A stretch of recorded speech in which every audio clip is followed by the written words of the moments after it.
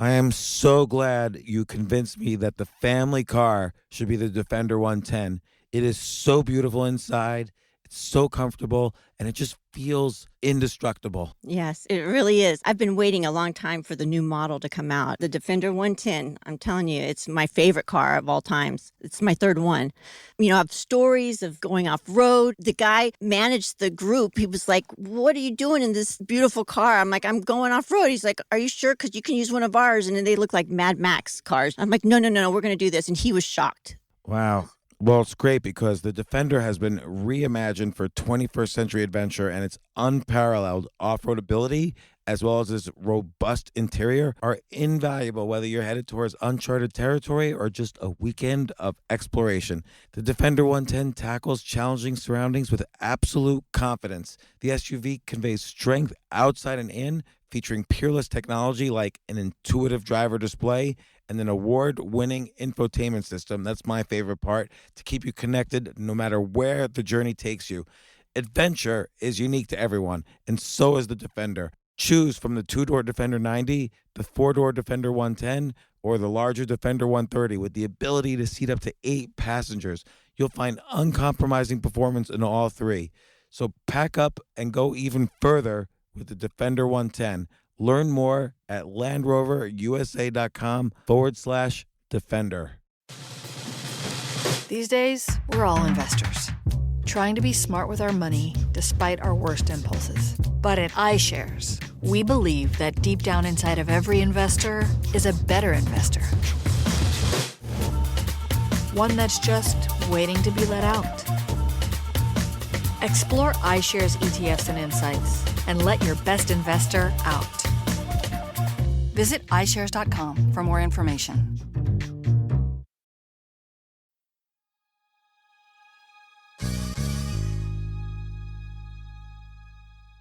You know, a few weeks ago, I spoke about college and stuff, and it's easy at my age to say, oh, you should go to college or you shouldn't go to college. But kids, and I agree with this, if I was a kid, I'd be afraid to not go to college. Like, I would think to myself, oh no, my friends are going to college, or everyone tells me to be successful, you have to go to college. And yeah, there's this one guy who says, no, you don't need college to be successful. But do I believe him, or do I believe all of society, which tells me that in order to be successful, I need a certificate from an expensive college and I need to get into debt and all this stuff?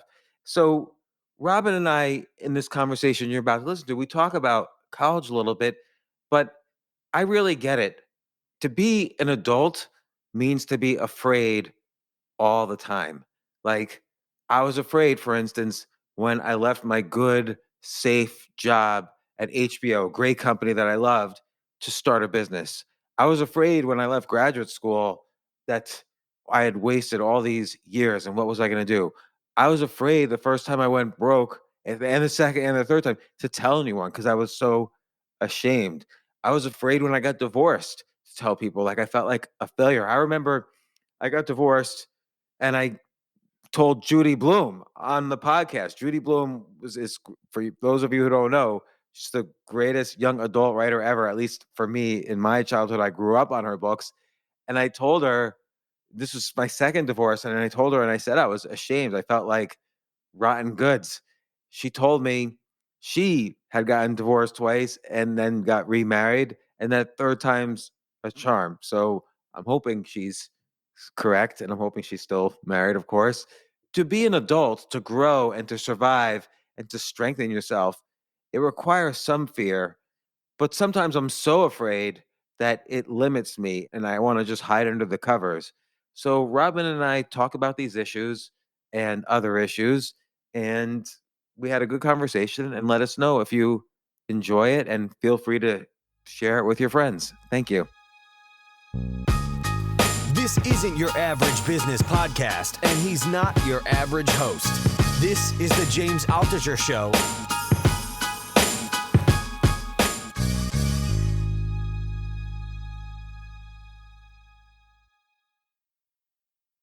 So the fact that in order to be a commercial airline pilot, you need a degree, that's going to go away because more and more people are not getting degrees. More and more qualified people are not getting degrees because it's better to start off learning about life and making money when you're 18. And eventually companies like airlines and other companies are going to see that you don't need someone with a degree to find a qualified pilot. I agree. I mean, nowadays you can just pick any course you want online. You can go to an aviation academy. I mean, let me tell you my two experiences, which were very valuable to me. I mean, they were like life-changingly valuable. I majored in computer science, which involved a lot of computer programming when I went to undergrad. Then I went to graduate school for computer science, and then I got a job doing programming. But I was so bad, I had to go, and people have heard this story before, but I'm going to tell something specific about this. I had to go to remedial classes for 2 weeks because my bosses were upset at me that I didn't know how to program. And even though I had gotten these degrees, these certificates, but I went down to AT&T in New Jersey, took these remedial classes. And after that, because I spent all day, every day programming, and I really loved what they were teaching, I loved it. I became a good programmer after that. So put that experience aside. In 7th grade, 8th grade, 9th grade, I participated in an experimental program in the summers where you took a course where it's from like 9 in the morning till 6 at night. All you do would immerse in one subject. You wouldn't go from like math to English to ancient history where you don't really learn anything, but you pretend like you're learning something. From 7th grade, those are the only classes I remember. The things I learned in those classes were the only things I remember. So to learn something, you have to love it and you have to immerse yourself in it and not participate in kind of this archaic institution that was developed in the 1800s where you go from like one class to another. You know, you learn history, math, economics, Latin, whatever. Nobody learns that way. That's not the way you learn things. You learn things by loving something and immersing yourself in it. And that's kind of the only way. I don't think you learn things by taking tests and memorizing, particularly now that memory is a commodity. Yeah, I know. I think that society has put that burden on people that, you know, they feel like they have to go through this and get a college degree to be successful. I mean, it's really a shame. Yeah, I mean, look at you. You didn't get a college degree, right? Mm-mm. My daughter, Josie, she's not getting a college degree. So she's the same age now as people graduating. She's got money in the bank. I see the jobs her peers are getting. They're below where she's at right now. She's making good money. She has money in the bank. She has more opportunity. She's got a larger network because she's already been in the city networking than all these friends who are just graduating college and now they're working as camp counselors or whatever. Mm-hmm. And nothing wrong with being a camp counselor, but you're not using your network you supposedly paid $120,000 for. Yeah. No, I just, you know, I guess society just needs to accept this, you know, or not. We just don't need to care really about what society thinks. You know, I think it's getting to that point where people just want to live their life and they don't need to impress people with their degrees, you know? No. When's the last time anyone's ever asked you what college you went to? Yeah, well, it's been a long time. Right, and you didn't go to college. So how would you answer, by the way, when someone asked you? I would be very blunt. I said I didn't go. And how would they react? They would be surprised. Yeah, because you're smart, intelligent, capable. You've run a multi-million-dollar business when you were in your 20s. You think you would have been able to do that if you went to college, by the way?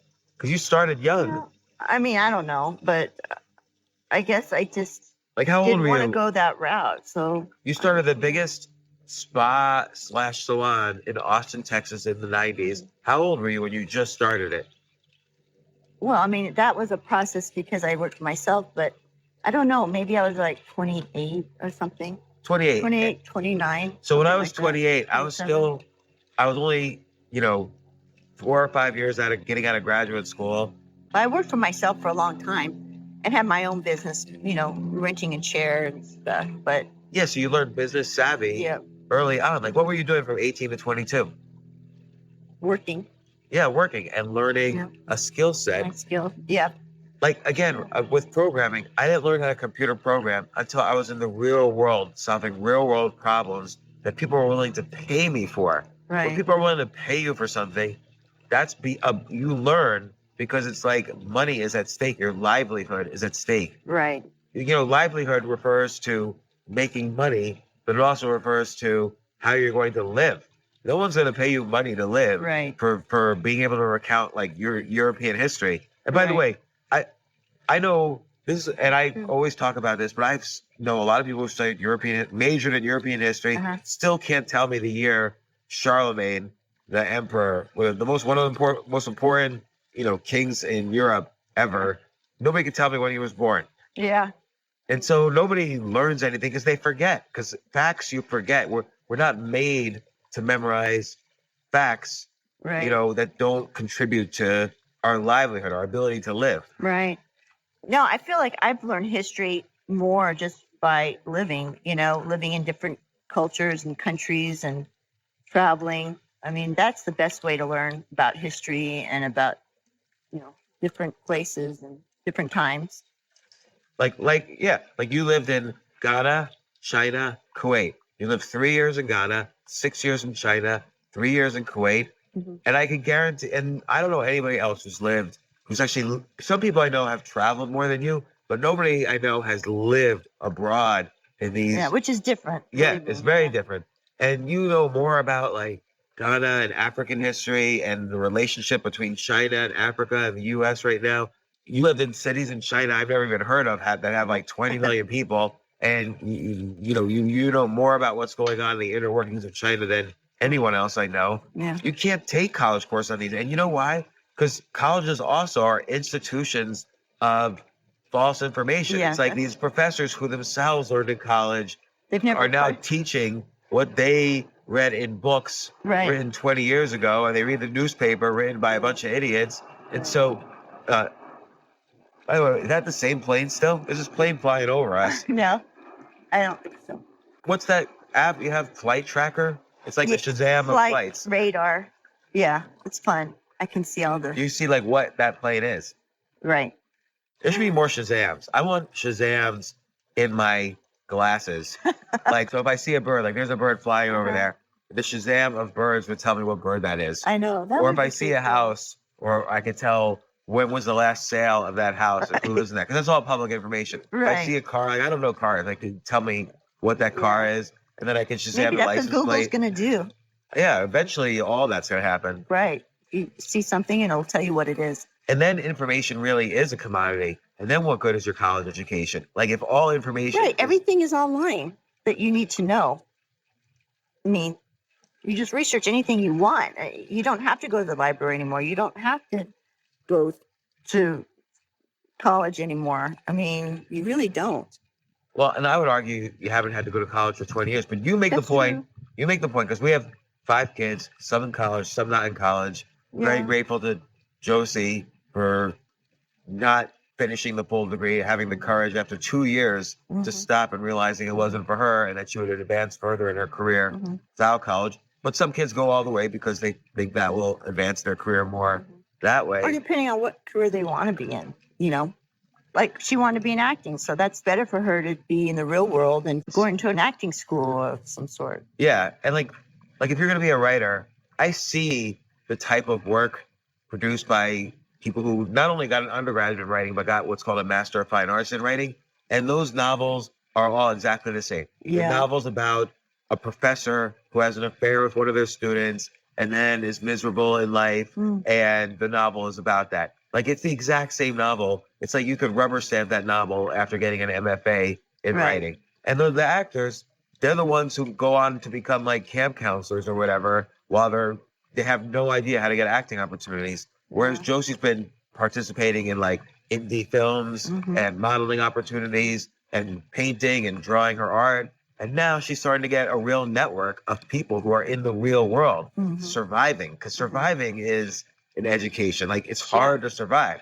Not Right. hard to get it's not hard to get an A in like ancient Mhm. history. Mhm. It's hard to survive. hmm No, it's true. It's activating that survival mode that I think it's super important for young adults to get because it activates them to do things. And a lot of parents take that away from their kids because they give them everything they want. So there's no need to activate that. It's got to be triggered. Yeah, and it's a sad thing for a parent because I mean, I know because you want to give them everything, you don't want them to suffer, but out of suffering and out of these things is what creates a very strong, individual.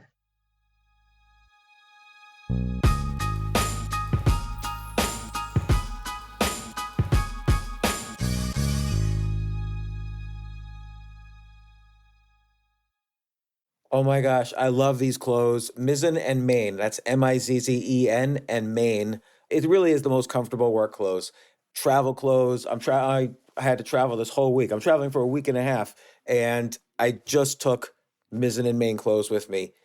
Close out 2023 in style with comfortable, breathable, packable, and machine washable pieces from Mizzen and Main. As you wrap up your year-end goals, enjoy a Mizzen and Main dress shirt that you can wear confidently. I like that they've very, very just nice, solid colors. I don't really like to get all fancy in patterns and everything, although they do have some pattern shirts, but very comfortable clothes, stretchable pants. It's just super comfortable, but they look professional and you can wear them casually or professionally. I like some of their flannel shirts or untuck shirts. I love untuck. I never tuck in. So again, whether you're shopping for a special someone or giving yourself the gift you really want, I just buy myself gifts. Mizzen and Main is the perfect gift for any guy who works, travels, and or cares about looking and feeling great. As you could tell by my many photos across the internet, I care about looking fantastic. I'm practically a model. And let's be honest, every guy loves to look great. So again, shop now at mizzenandmain.com and save 20% when you spend $130 or more using promo code James. That's promo code James at Mizzen and Main, Mizzen and Main.com.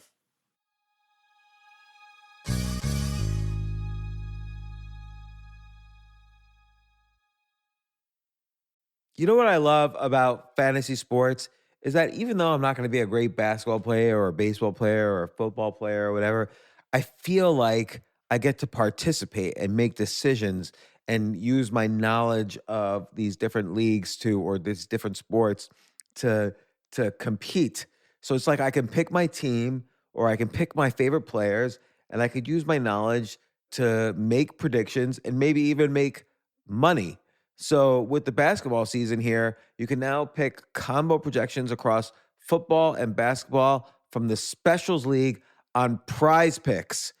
This is a league created specifically for combo projections that include two or more players from different sports or leagues.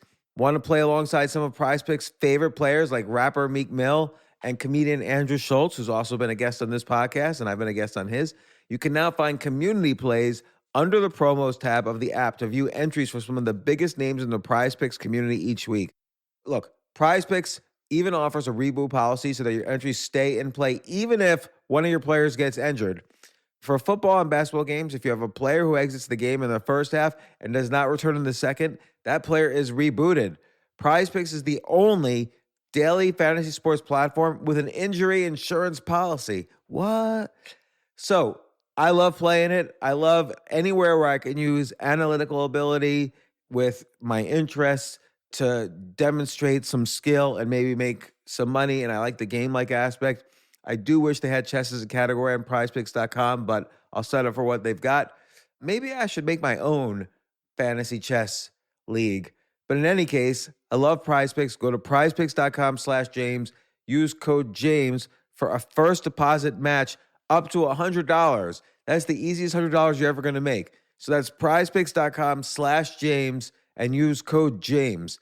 Daily fantasy sports made easy.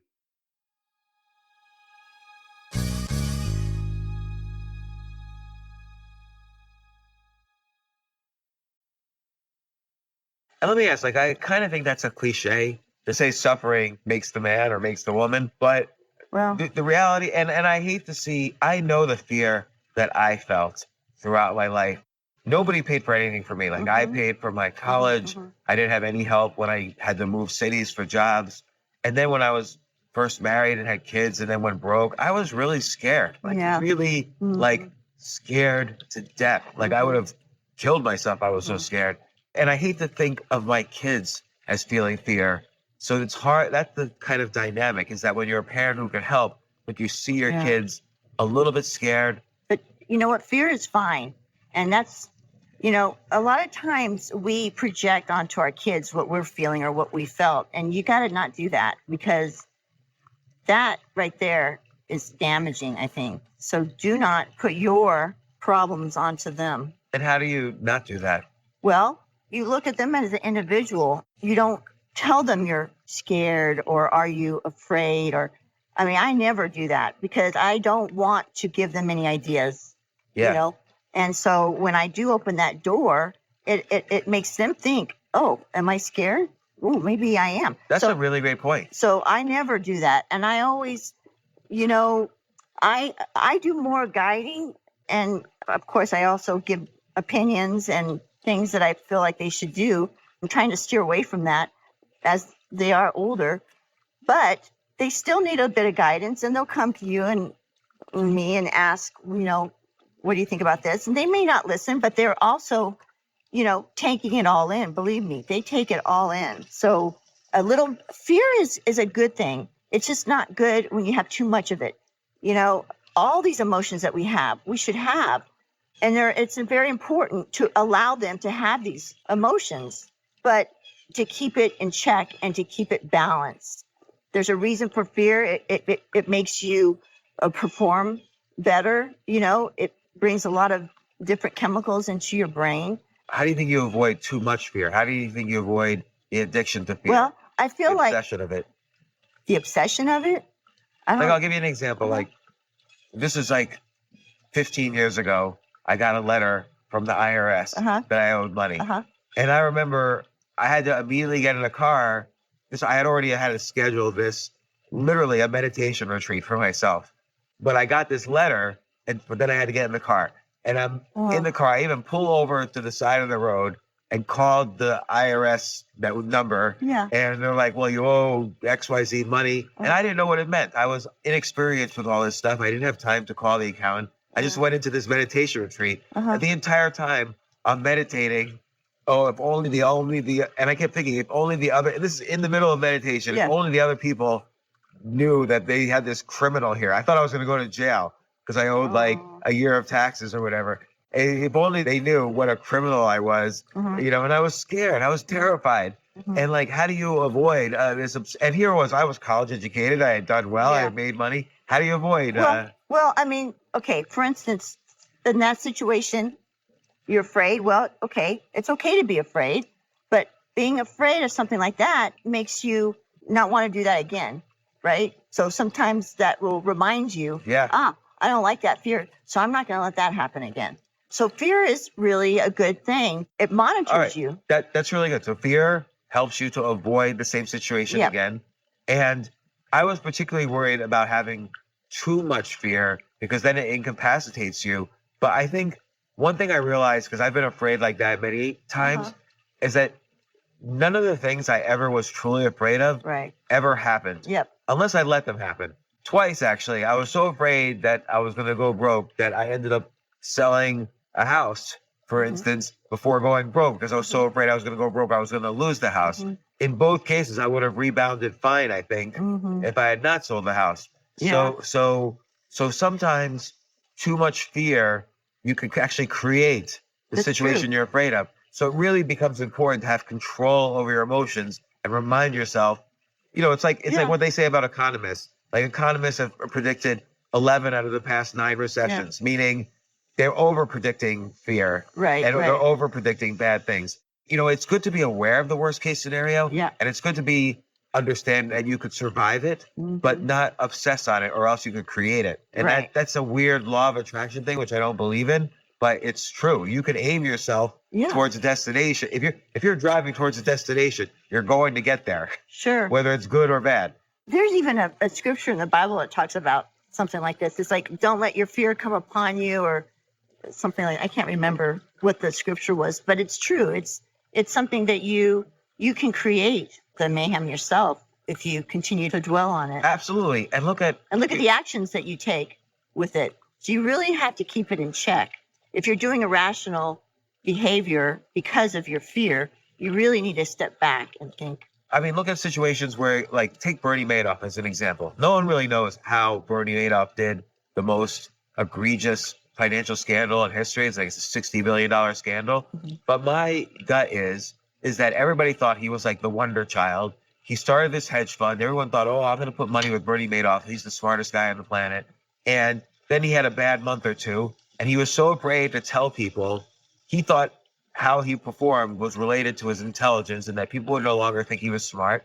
So he said, oh, I'm just not going to tell people. I'm going to make up the returns and then I'll get it back later. And that led to the biggest scandal ever. And so he drove towards the destination created by his fear. It's interesting how fear is almost the opposite of honesty. I just read research that honesty is related to longer living. Because when you're honest, Sure, you have less stress. I feel like when you're dishonest, you create a double life. Like, let's say I told you, oh, I'm going on this business trip. And instead, I'm going on a trip, let's say, to have an affair or whatever. Then suddenly I've split my life in two. There's the life I have with you, and then there's this lying life that I have. And that was, when the more lives you create, the more years you live. You're actually living double the years when you split your life in two. And that's kind of a weird way to analogize why honesty lives a longer life. But I do think if you just say the truth, all your fears are going to come up right away. You don't have to live with them for years and years and years. They're just happening right then. So, okay, getting rid of fear helps you avoid living a double life. Getting rid of fear helps you not get to the situation that you're afraid of. Your point of dealing with fear and acknowledging it helps you to avoid having the same thing happen twice. And again, all this is related to not going to college and like the fear I had I was worried about my kids feeling afraid after that, but there's these other benefits to fear as well. So the thing is, it's not to get rid of it. It's just to have a healthy balance of it. These emotions are put there in place for a reason. And that's why when people say, listen to your gut, well, that is basically part of that. It is the fear of, I shouldn't do that because of this. Or so like listening to your gut, people inherently know what's right and what's wrong. Like you just said with Bernie Madoff, he knew he was doing something wrong. And then sometimes people just sort of talk themselves into it. Like, well, it's not wrong right now, or I can do this or whatever. But, you can't lie to yourself. And that's when you start to really break down, because when you start lying to yourself, that is the demise of you, And so, and bringing this back to the education thing, a lot of people go to college because they're afraid if they don't, they won't create the network. They won't have a safe job to fall back on. People won't respect them. Like, what were you afraid when you didn't? Yeah, that they would think that I was a loser or, I'm uneducated.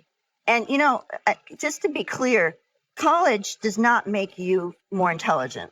It just gives you more information. There are a lot of people that are super intelligent that didn't go to college.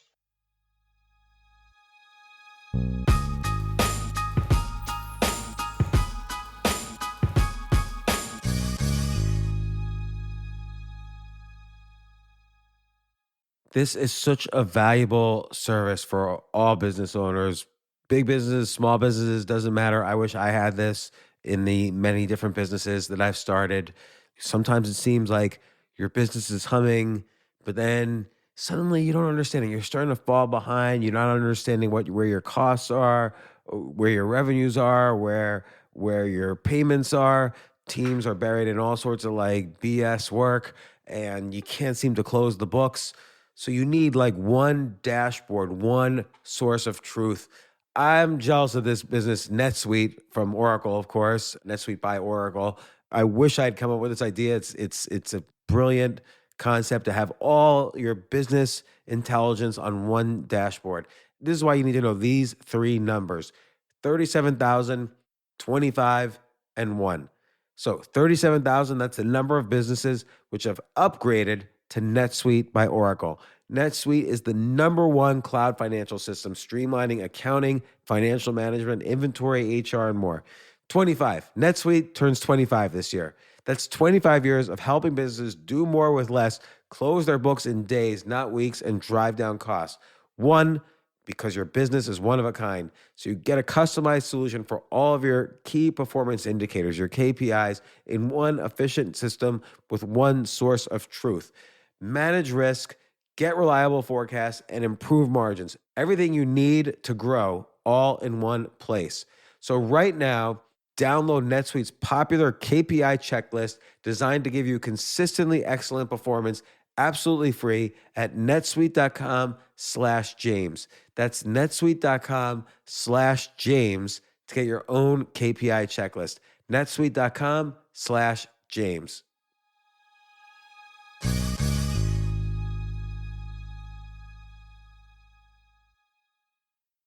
The future of learning is definitely online. Like, it's such BS that you have to spend $200,000 or take $200,000 in loans and go to some fancy school when it's useless. It doesn't guarantee you a job. Most employers, including me, do not care about degrees or grades or anything like that. We want to care that you love what you're doing, that you know what you're doing, in some cases that you have experience or that you're willing to learn. But people in general love learning and are curious. Like, the key to success is curiosity. And I think masterclass.com is the perfect model for online learning. I'm really happy they're sponsoring this episode. If you're going to give a gift, give the gift of learning. Masterclass makes a meaningful gift this season for you and anyone on your list, because both of you can learn from the best to become your best, from leadership to effective communication to cooking. Let me tell you some of the classes I've taken. I've taken comedy from Steve Martin. I mean, can you believe I can take a class from Steve Martin on comedy, or Judd Apatow, my favorite comedy director? I could take an actual class from him on writing. Wolfgang Puck on cooking. Dan Brown on writing, or Judy Bloom, who's been on this podcast, on writing. By the way, Wolfgang Puck also has been on this podcast. It's such a pleasure. I try to take classes all the time from masterclass.com. And whether you're watching Masterclass on TV or listening in audio mode in the app or on their site, the quality speaks for itself. It's like these Masterclass instructors are your own personal mentors that are going to help you reach the next level. How much would it cost to take one-on-one classes on comedy from Steve Martin, or on chess from Gary Kasparov? You just wouldn't be able to do it. But it would cost hundreds of thousands of dollars. With a Masterclass annual membership, it's $10 a month. Memberships start at $120 a year for unlimited access to one-on-one classes with all 180 plus Masterclass instructors. So it's not just $120 for one instructor. You get all 180 plus Masterclass instructors. Boost your confidence and find practical takeaways you can apply to your life and at work. And if you own a business or are a team leader, use Masterclass to empower and create future-ready employees and leaders. That's the real education in today's world. So this holiday season, you can give one annual membership and get one free at masterclass.com/JAS. JAS, of course, stands for the James Altucher Show. So right now you can get two memberships for the price of one at masterclass.com/JAS. Masterclass.com/JAS. Offer terms apply.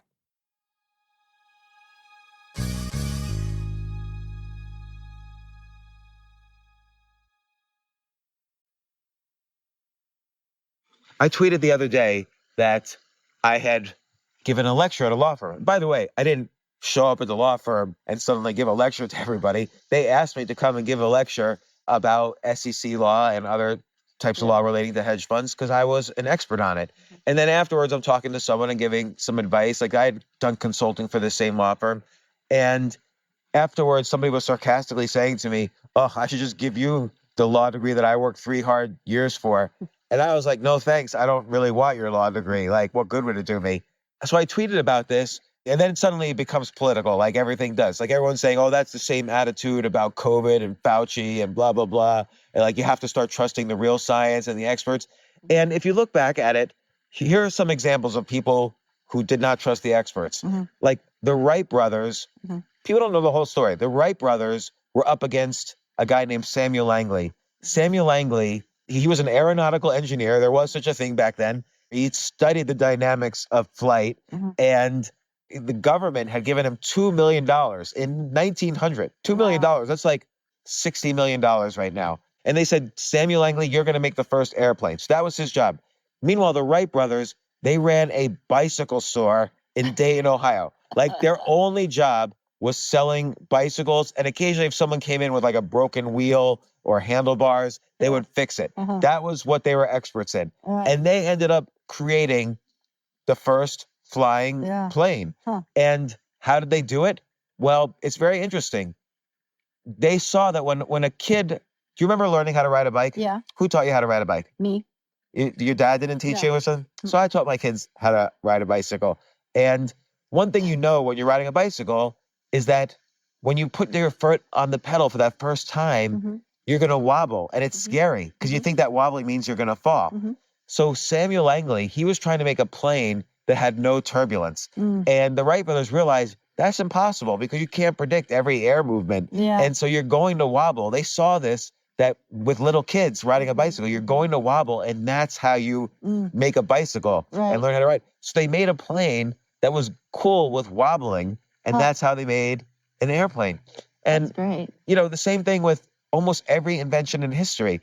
You know, Igor Semmelweis, most people don't know who that is, but he discovered that hand washing will prevent disease from spreading. He invented germ theory, and none of the other doctors in his hospital agreed with him. You know why? Because they were killing all their patients. They were working in the morgue and then delivering babies without washing their hands in between, and they couldn't figure out why all the mothers were dying. Yeah. Expertise is something that's personal and individual and created by passion. Sure, you have to know some things, but it's not created by an expert certification. Right. Or a book. I mean, something that you need to experience. Just like we were talking about, it'd be fun to have a reality show when you have non-college graduates against Ivy League graduates, and you take them out into some, remote location, and they have to survive. Now, I would not want to be with the Ivy League students. Okay, I would rather be with the ones that didn't go to college and are more in tune with their survival skills. They're more rounded rather than just, book savvy. And I want to take the opposite side just for a second because, look, a lot of people out there spent a lot of money working hard, and they worked hard for 4 years or more on their degrees and their law degrees. And I feel like I'm always bashing it. The reality is, like, when we were younger, as opposed to now, you legitimately were scared if you, like everybody I went to school with went to college, because we thought if you didn't go to college, like, you were very brave not going to college. We thought if you didn't go to college, you would get 0 jobs, or you would be like, a plumber. By the way, plumbers make more money than anyone else. But I just think people now should look at more of their choices. Like, we talked about this before. The Gold Certificate program takes almost no money to complete. There's hundreds of companies willing to hire people with Google certificates that they get online at Coursera. And look, at college, you do meet people like-minded. You do network. But the reality is, too, when was the last time you had a friend your age? My age? Yeah. Well, like, I have a no lot of friends my are exact my age. Well, I mean, I think most of my friends are my age. Really? Or a little bit older. Yeah, because in college is really the last time that by institution you're forced to have just friends your age. Like, after that, I never really had friends that were the exact same age as me. Yeah, I mean, I have a mixture of different ages. Anyway, I think it'd be a fun show. We should do that. Yeah, or what was the show we were thinking of the other day? Oh, yeah, let's have a show where people who are members of like, if you go to Quora and search like a question for, sometimes people ask, how does it feel to have a high IQ? And you see some of the answers, and they are so obnoxious and snotty. Like, oh, having a high IQ means I can predict everyone's actions before they even do it. And it gets me so bored all the time. I have to just stay inside, or else I'm overwhelmed by the enormous stimuli of the planet with my eidetic memory. Like, it's so annoying. Like, these people with high IQs, nobody likes them. Well, so then they feel like they have to, like, say something like they have superpowers. Well, the thing is that it's only testing one particular, area.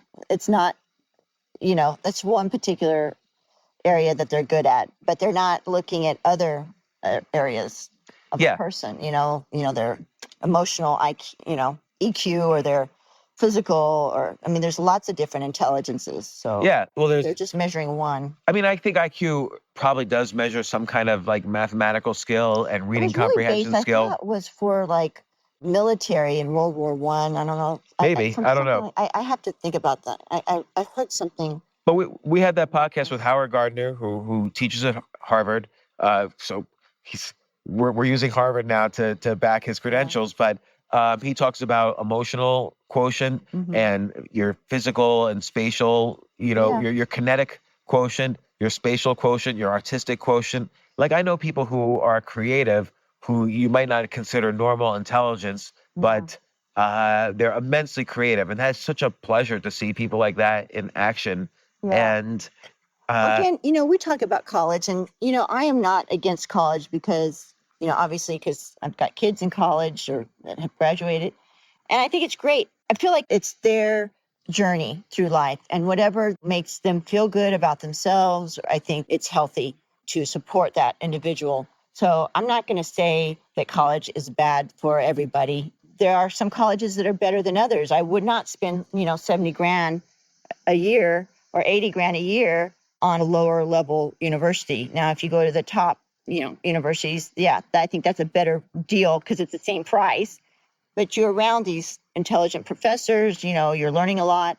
I still think there should be a balance in an individual. It shouldn't all be one way, all book smart. You need to really broaden your life, travel, do things, learn things that way, not just by the book. yeah, you learn from. You want to be a well-rounded person, and you want to be able to survive in the wild if you need to. You need to know all these things and really don't sell out your own natural instincts to these professors or these, people that are just, I don't know, they just all are the same. You want to be different and you want to be unique and be yourself. Don't try to be somebody else. What I write in Skip Line is that you learn the most from doing your own experiments. Yeah. So when you do an experiment, you learn, most experiments fail. So you learn what doesn't work on the way towards accomplishing a goal. Exactly, And then yeah. occasionally you stumble into something.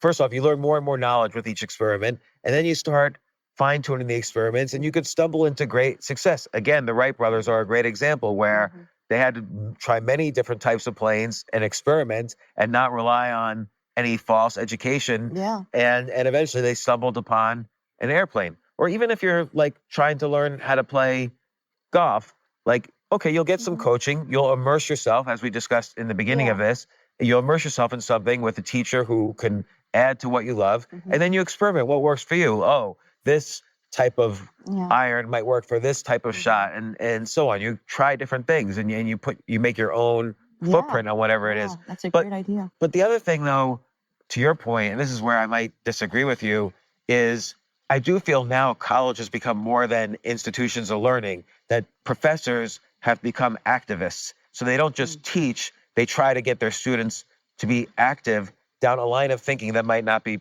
that might not be good. Like, for instance, the fact that professors seem to be teaching this ultra woke stuff. And I'm not against being politically correct and treating people as they should be treated. Of course, I'm for that. But, teaching, what it's leading to is these extremes where kids under puberty are getting these puberty blockers before they are of the age where they could really make decisions for themselves.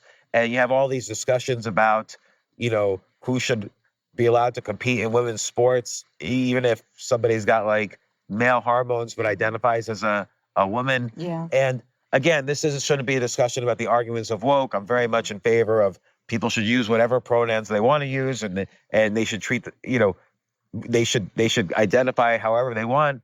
But then to force it as a political agenda seems, and as a medical agenda, and this is just the beginning of wokeness. There's lots of unproven science that seem to be quote unquote proven in the halls of social sciences that aren't necessarily true. And we might regret later on that we forced this on our kids. Right. So I think higher learning institutions have to be careful about that as well.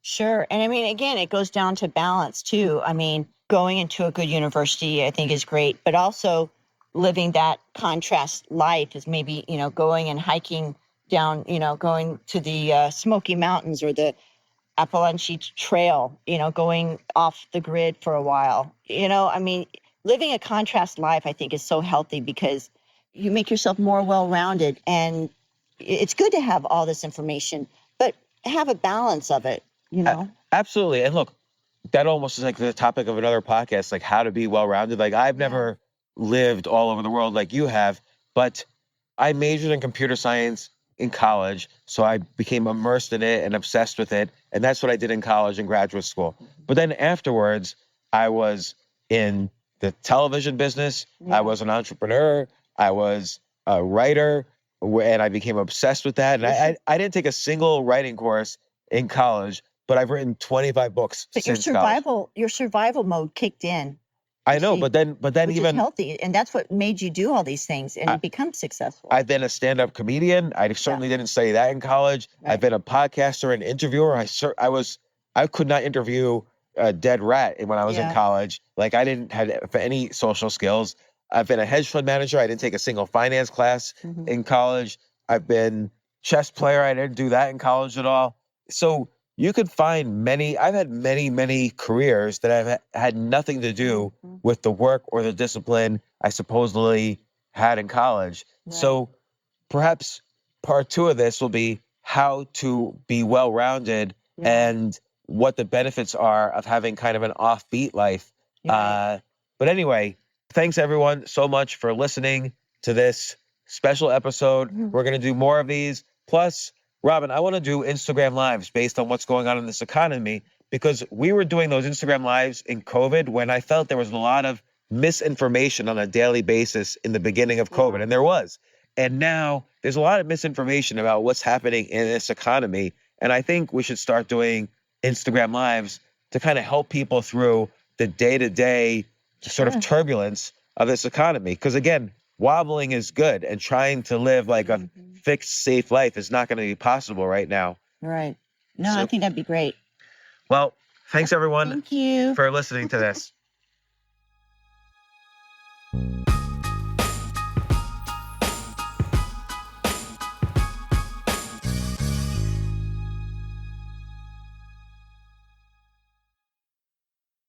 Entresto, sacubitril valsartan tablets, is the #1 heart failure brand prescribed by cardiologists and has helped over 1 million people with heart failure. It's a prescription medicine that treats adults with long-lasting chronic heart failure and works better when the heart cannot pump a normal amount of blood to the body. Don't take Entresto if pregnant. It can cause harm or death to an unborn baby. Don't take Entresto with an ACE inhibitor or aliskiren, or if you've had angioedema with an ACE or ARB. Don't take with aliskiren or within 36 hours of taking an ACE inhibitor. The most serious side effects are angioedema, low blood pressure, kidney problems, or high blood potassium. Angioedema is swelling of your face, lips, tongue, and throat that may cause death. If it causes difficulty breathing, get emergency help. Ask your doctor about Entresto. To learn more, visit support.entresto.com or call 833-446-6699. For pricing, visit Entresto.com/cost. If you can't afford your medication, Novartis may be able to help.